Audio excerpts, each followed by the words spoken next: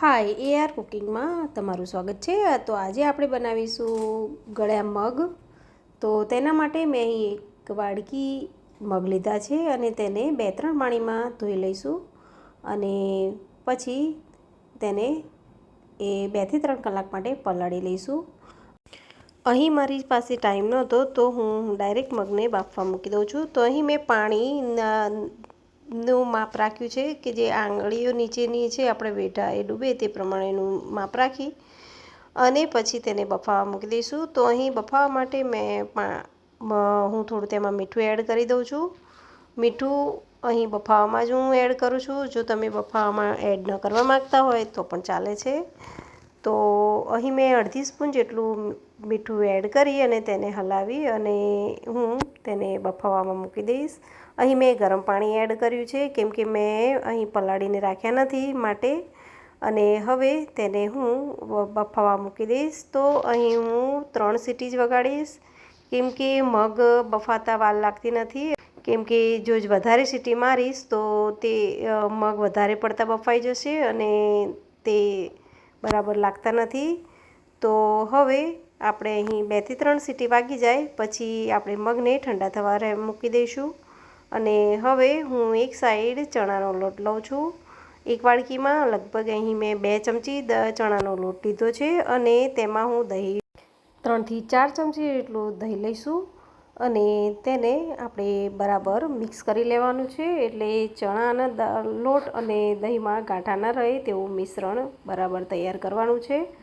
અને તેમાં થોડું પાણી એડ કરી અને તેનું થોડુંક નહીં થીક અને નહીં ઢીલું એટલે કે પતલું એવું બરાબર જે ડો છે તે તૈયાર કરી દેવાનો છે.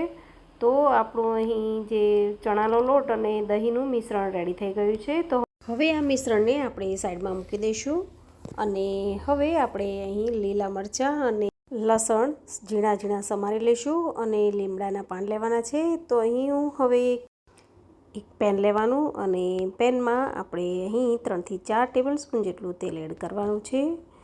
તેલ ગરમ થવા દેવાનું છે અને તેલ ગરમ થઈ જાય પછી તેમાં આપણે રાઈ અને જીરું એડ કરવાના છે. અને આ બંને વસ્તુ બરાબર સતળાઈ જાય પછી તેમાં આપણે હિંગ એડ કરીશું અને હિંગ એડ કર્યા પછી તેમાં આપણે લીમડાના પાન છે તે પણ એડ કરવાના છે. જો તમારી પાસે ન હોય તો તેને સ્કીપ કરી શકો છો, પણ લીમડાના પાનનો ટેસ્ટ સારો આવતો હોય છે તો તે જરૂર એડ કરવા. અને હવે તેમાં લસણ એડ કરી દઈશું અને લીલા મરચાં જે સમારીને રાખ્યા છે તે પણ એડ કરી દઈશું અને તે બંને વસ્તુને બરાબર આપણે મિક્સ કરી લઈશું.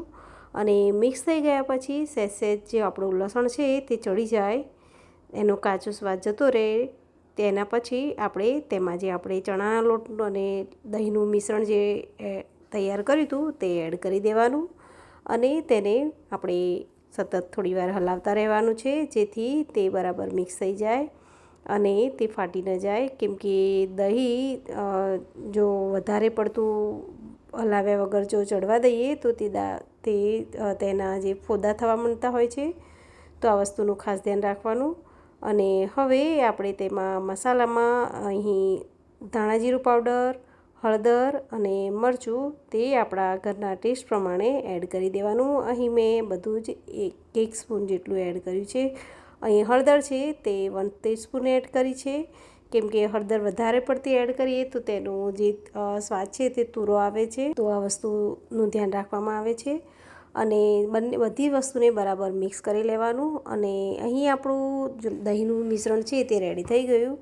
તો હવે આપણે તેમાં મગ એડ કરી દઈશું. મગ મેં અહીં પાણી સાથે જ એડ કર્યા છે કેમ કે આપણે પાણી પછી પણ એડ કરવાનું જ હોય છે. તો બફાયેલા મગનું જે પાણી છે તેની સાથે જ મેં અહીં એડ કરી દીધું છે. અને હવે આપણે આના મગમાં બાફા મૂકીએ ત્યારે મીઠું એડ કર્યું હતું, પણ આપણે આ બાકીનો મસાલામાં મીઠું એડ કર્યું નથી.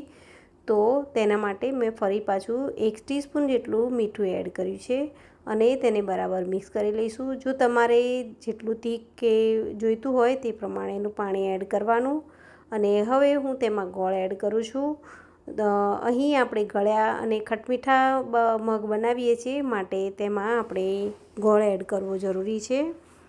અને ગોળ એડ કર્યા પછી તેને ફરી પાછું આપણે બરાબર મિક્સ કરી લઈશું.